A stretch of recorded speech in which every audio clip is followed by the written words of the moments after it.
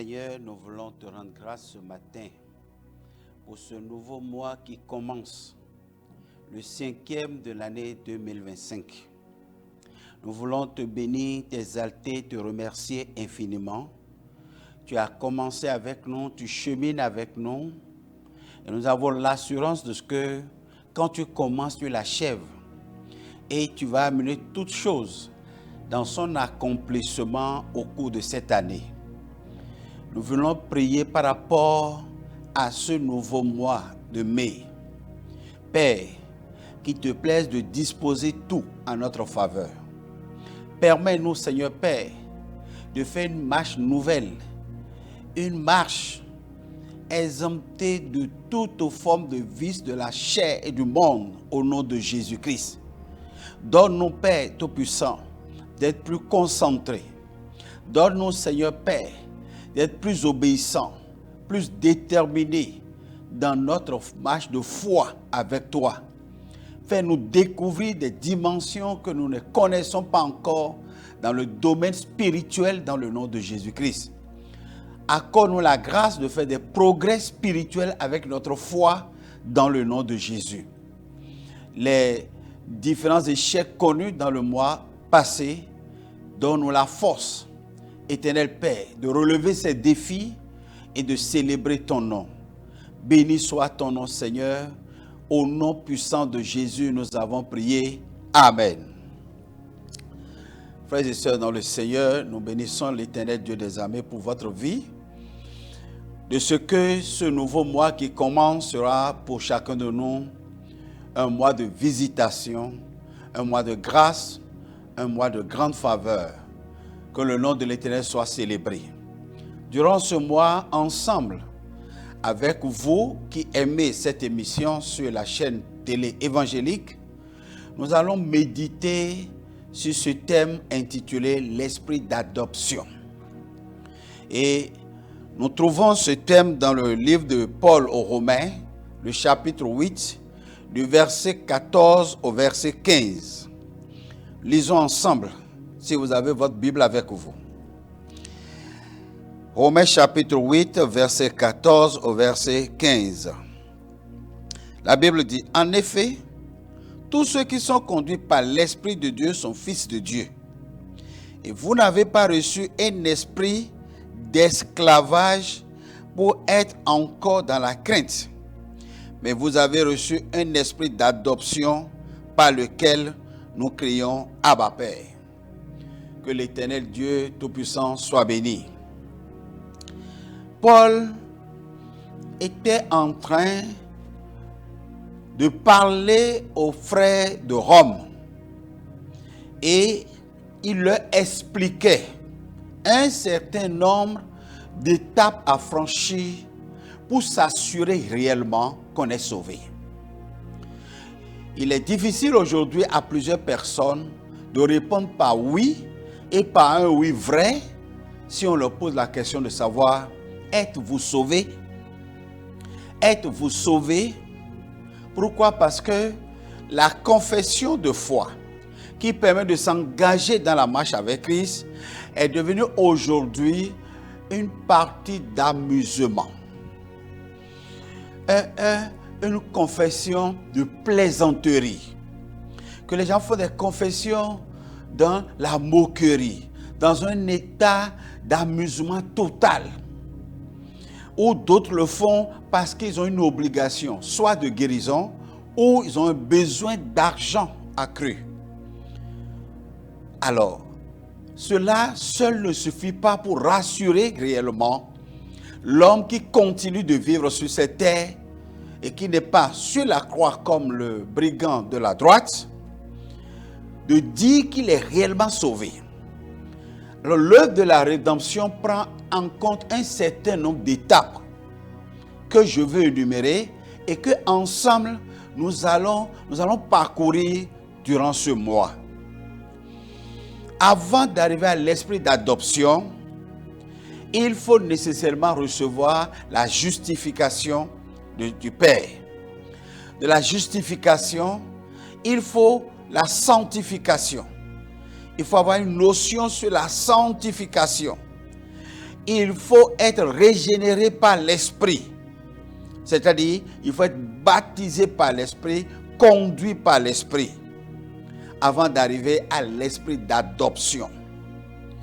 Et qu'est-ce que c'est que adopter?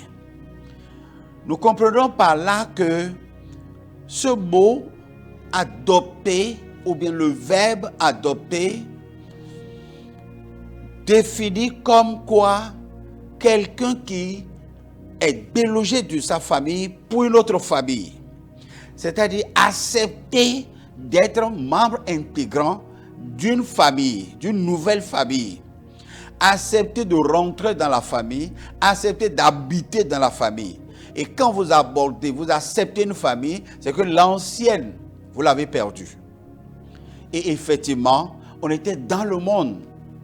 On était membre du monde. On faisait partie de ceux qui n'étaient pas de Dieu, de ceux qui n'appartiennent pas à Dieu. Et une fois nous avons accepté la foi en Jésus-Christ, cela nous permet d'être adoptés maintenant dans la famille de Dieu. Et quand vous êtes adopté dans une famille, souvenez-vous le principe, c'est que vous perdez l'autre famille. Alors celui qui est à Christ aujourd'hui, qui est membre de la famille de Christ, a perdu la famille à laquelle il appartenait. C'est ça le principe de l'adoption. Vous êtes adopté. Vous n'étiez pas de la famille, mais vous avez été accepté de la famille. Et une fois accepté dans une nouvelle famille, vous bénéficiez de tous les privilèges de cette famille. Vous bénéficiez des avantages, des droits de cette famille. Vous êtes maintenant compté parmi les membres des fils réels de la famille. Et Paul dit aux Romains, il dit, ne vous considérez plus comme des gens du dehors, des étrangers. Mais l'esprit qui vous a été accordé vous donne droit maintenant d'être enfant de la famille. Donc, par l'Esprit de Dieu, nous sommes membres de la famille de Dieu. Et la Bible dit, en tant qu'enfants de Dieu, adoptés dans la famille de Dieu, on nous donne l'Esprit qui nous permet de dire « Abba Père ». C'est ça le principe même de l'adoption. En hébreu, on peut adopter son propre fils. C'est-à-dire, on peut déclarer son propre fils comme étant un fils adopté. Parce que la vie de la fille, du fils est parfaite, agréable pour le père. Et le père, pour l'identifier parmi ses fils, dit « J'adopte cet enfant-là ». Et cette adoption permet au fils d'être héritier du père, digne héritier de ce père-là, capable de rentrer dans l'héritage du père sur toutes ses dimensions. Je veux que tu comprennes quelque chose, que le salut prend en compte un certain nombre d'éléments que j'avais cités. Et quand ces éléments sont réunis, c'est sûr et certain d'être véritablement un enfant adopté de Dieu. C'est-à-dire que tu reçois l'esprit d'adoption qui fait de toi maintenant un fils, un réel fils. Nous allons y revenir du courant de ce mois et parler de chaque étape pour que chacun de nous soit rassuré par lui-même qu'il est sauvé. Qu'il est sauvé. Qu'il est sauvé réellement par le sang de Jésus. Vous savez, beaucoup de personnes répondent souvent quand on leur pose la question de savoir « Êtes-vous sauvé ?» D'autres disent que seul Dieu sait ceux qui sont sauvés. Ce n'est pas la bonne réponse. D'autres disent « En tout cas, moi je sais que je suis sauvé. » Frère, si tu es sauvé, la parole de Dieu doit te rassurer. On n'est pas sauvé quand même sur des pieds déséquilibrés. On n'est pas sauvé par hasard, par hésitation. Celui qui est sauvé reconnaît qu'il est sauvé.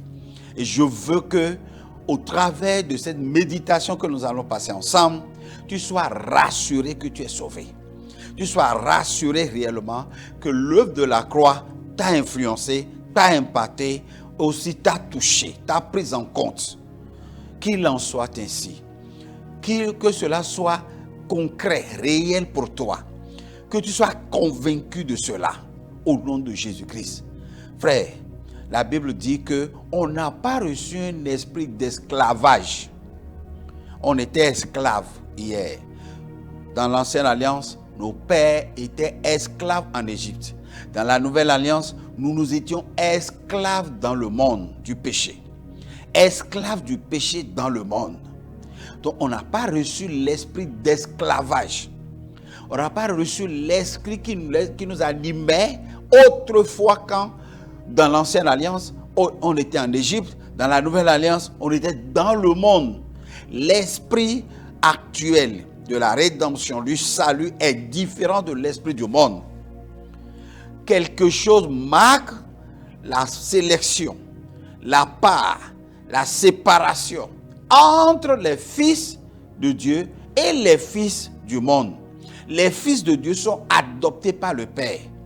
Qu'ils soient d'une autre famille autrefois, ils sont adoptés par le Père. Qu'ils soient engendrés par le Père, ils sont adoptés par le Père, par l'esprit d'adoption. Et je prie pour que l'esprit d'adoption te visite durant ce mois. Que l'esprit d'adoption que le Père accorde à ceux qui lui appartiennent te visite également. Te rassure, te convainc que tu es sauvé. Que ta vie chrétienne soit posée sur des bases sûres, des bases solides. Prions ensemble pour cela, afin que cela soit réel pour chacun de nous. Que notre présence dans les lieux de culte, les différents lieux de culte, ne soit pas une promenade ou bien un hasard, mais ça soit réellement pour concrétiser un fait pour chacun de nous. Seigneur, nous bénissons ton nom pour ce que tu as commencé avec nous durant ce mois-là, et nous prions pour que, Père, tu nous permettes, tu nous disposes pour que la parole nous fasse du bien, pour que la parole puisse nous affranchir de tout déséquilibre, de toute inquiétude, et pour nous rassurer réellement. Tout ce que la parole a comme devoir accompli en nous, soit accompli pleinement dans le nom de Jésus-Christ. Je prie pour toute autre personne, Seigneur, afin que, Seigneur, tu le rassures durant ce mois. Que la parole puisse l'affranchir réellement. Que la parole puisse le transformer. Papa Père, que la parole puisse le faire du bien au nom de Jésus-Christ. Je bénis ton nom, Père Tout-Puissant, pour l'avoir fait. Honneur à toi, magnificence à toi, gloire à toi. Au nom puissant de Jésus, j'ai prié. Amen.